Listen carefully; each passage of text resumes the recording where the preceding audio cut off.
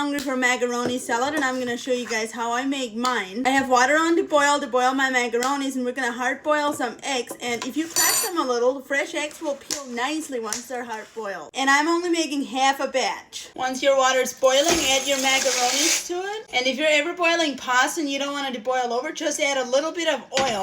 Any cooking oil works, and then stir them around one time before they start boiling.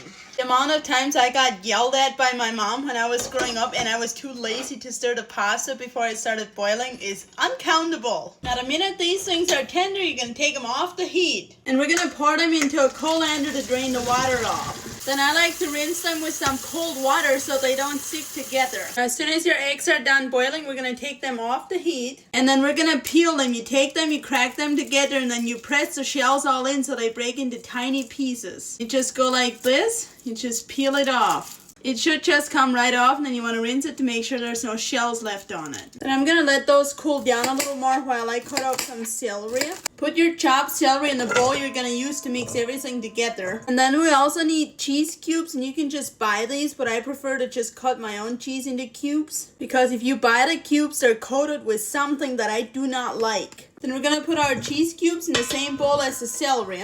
And we're also going to chop up our eggs a little bit. Put your eggs in the bowl too. And we're also going to add the drained macaronis now. Then we're going to set this aside, and we're going to get a small bowl to make our dressing. For the dressing, we need some mayonnaise or Miracle Whip. And we always called this salad dressing growing up. So in the recipe, it says salad dressing. We're going to add a little bit of white vinegar, some water, some salt, some mustard, and some sugar. Stir all of that together until the sugar is dissolved. Once your sugar is all dissolved, pour your sauce over the stuff in your bowl. And now we just stir everything together. This is best if you refrigerate it overnight or so before eating it, but I'm not going to wait that long before I taste this.